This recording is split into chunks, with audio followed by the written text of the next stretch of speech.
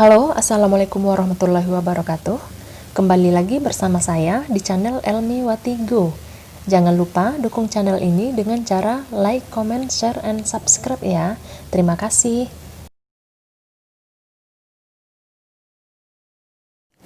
Pada video kali ini akan kita bahas salah satu penerapan dari turunan fungsi trigonometri bagian pertama, yaitu menentukan titik stasioner, fungsi naik, dan fungsi turun.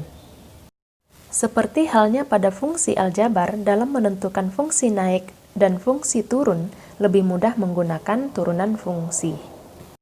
Jadi, dalam menentukan titik stasioner, fungsi naik, dan fungsi turun pada fungsi trigonometri, akan kita gunakan turunan fungsinya ya. Fungsi naik, fungsi turun, dan fungsi diam atau stasioner merupakan kondisi dari turunan pertama suatu fungsi pada suatu interval tertentu. Kondisi yang dimaksud itu adalah yang pertama, jika f aksen x lebih dari 0, maka kurva fungsi dalam keadaan naik atau disebut dengan fungsi naik. Yang kedua, jika f aksen x kurang dari 0, maka kurva fungsi dalam keadaan turun atau disebut dengan fungsi turun. Yang ketiga, jika f aksen x sama dengan 0, maka kurva fungsi dalam keadaan tidak naik dan tidak turun. Istilahnya kita sebut sebagai titik stasioner atau yang disebut juga dengan fungsi diam. Nah, untuk memahami bagaimana cara menentukan interval fungsi naik dan fungsi turun, serta titik stasioner pada fungsi trigonometri, ayo kita simak beberapa contoh dan pembahasan berikut ini. Kita perhatikan contoh yang pertama, tentukan titik stasioner interval fungsi naik dan fungsi turun pada fungsi trigonometri y sama dengan sin x tambah cos x untuk x besar dari 0 kurang dari 360 derajat. Oke, sekarang kita lihat pembahasannya. Diketahui y sama dengan sin x tambah cos x ya, maka turunannya adalah y aksen sama dengan cos x kurang sin x. Selanjutnya, menentukan titik stasioner. Dengan syarat stasioner adalah y aksen sama dengan 0, sehingga diperoleh cos x kurang sin x sama dengan 0. Nah, sekarang kita bagi dengan cos x, berarti cos x per cos x kurang sin x per cos x sama dengan 0. Dapat kita selesaikan, 1 kurang sin x per cos x sama dengan 0. Kita lanjutkan lagi ya, sin x per cos x sama dengan tan x ya, sehingga menjadi 1 kurang tan x sama dengan 0. Tan x sama dengan 1. Nah, nilai x untuk tan x sama dengan 1 adalah x sama dengan 45 derajat dan 225 derajat ya. Jadi titik stasioner grafik fungsi y sama dengan sin x tambah cos x adalah x sama dengan 45 derajat dan x sama dengan 225 derajat. Selanjutnya, kita tentukan interval grafik fungsi naik dan grafik fungsi turun. Dalam menentukan interval ini, kita gunakan titik-titik stasioner. Langkah pertama, kita buat garis bilangan dan letakkan angka atau nilai pembuat stasioner dan batasan nilai x, yaitu titik 0 derajat, 45 derajat, 225 derajat, dan 360 derajat. Langkah kedua, kita menandai pada interval-interval di atas dengan cara memasukkan nilai x yang terletak di dalam interval ke dalam y aksen atau cos x kurang sin x. Kita hanya mengecek hasilnya negatif atau positif saja. Misalkan kita akan mengambil titik-titik berikut ini ya. Titik antara 0 derajat sampai 45 derajat, kita ambil titik 30 derajat.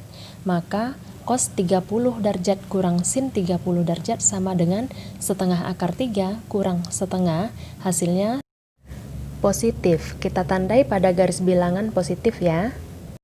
Kita ambil lagi titik antara 45 derajat dengan 225 derajat. Kita misalkan x-nya sama dengan 90 derajat. Maka cos 90 derajat kurang sin 90 derajat sama dengan 0 kurang 1 sama dengan negatif 1 ya. Berarti kita tandai pada garis bilangannya negatif. Kita ambil lagi titik antara 225 derajat dan 360 derajat. Misalkan titik X sama dengan 270 derajat, maka cos 270 derajat kurang sin 270 derajat sama dengan 0 kurang negatif 1 sama dengan 1, berarti positif ya. Kita tandai lagi pada garis bilangan dengan positif. Dari gambar yang kita peroleh tadi, terlihat bahwa grafik fungsi naik pada interval X lebih dari 0 derajat kurang dari 45 derajat dan X lebih dari 225 derajat kurang dari 360 derajat. Grafik fungsi turun pada interval X lebih dari 45 derajat kurang dari 225 derajat. Perhatikan contoh kedua. Tentukan titik stasioner, interval fungsi naik dan fungsi turun pada fungsi trigonometri Y sama dengan cos 2X untuk X lebih dari 0 derajat kurang dari 360 derajat. Oke, sekarang kita lihat pembahasannya. Diketahui Y sama dengan cos 2X, maka turunannya adalah Y aksen sama dengan negatif 2 sin 2X. Selanjutnya, menentukan titik stasioner dengan syarat stasioner adalah Y aksen sama dengan 0, sehingga diperoleh negatif 2 sin 2X sama dengan 0. Dengan membagi negatif 2 diperoleh sin 2X sama dengan 0. Sin 2X sama dengan sin 0 dan sin 180 derajat. Jika sin X sama dengan sin A, maka berlaku X sama dengan A tambah K kali 2 pi atau X sama dengan pi kurang A tambah K kali 2 pi. Sehingga kita peroleh 2X sama dengan 0 tambah K kali 360. X sama dengan 0 tambah K kali 180. Untuk K sama dengan 0, maka X-nya sama dengan 0. Untuk K sama dengan 1, maka X-nya sama dengan 180. Dan 2X sama dengan 180 tambah K kali 360. X sama dengan 90 tambah K kali 180. Untuk K sama dengan 0, maka X-nya sama dengan 90. Untuk K sama dengan 1, maka X-nya sama dengan 270. Jadi, kita peroleh titik stasioner grafik fungsi Y sama dengan cos 2X adalah X sama dengan 0 derajat, 90 derajat, 180 derajat, dan 270 derajat. Selanjutnya, kita tentukan interval grafik fungsi naik dan grafik fungsi turun dengan menggunakan titik-titik stasioner.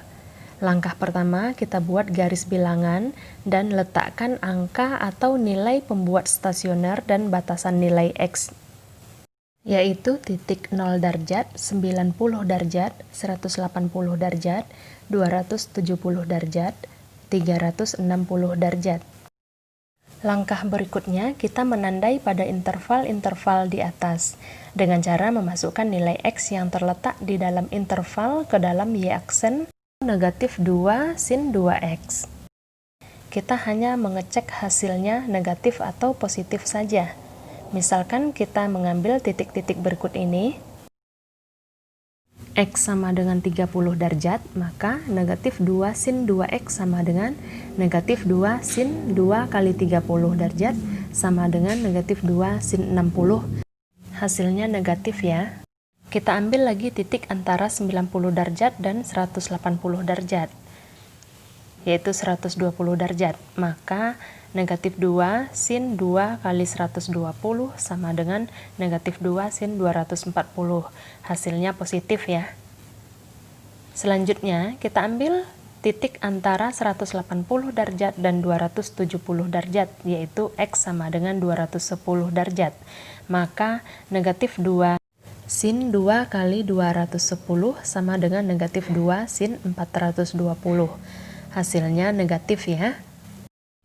Kita ambil lagi titik antara 270 derajat sampai 360 derajat, yaitu titik X sama dengan 300 derajat.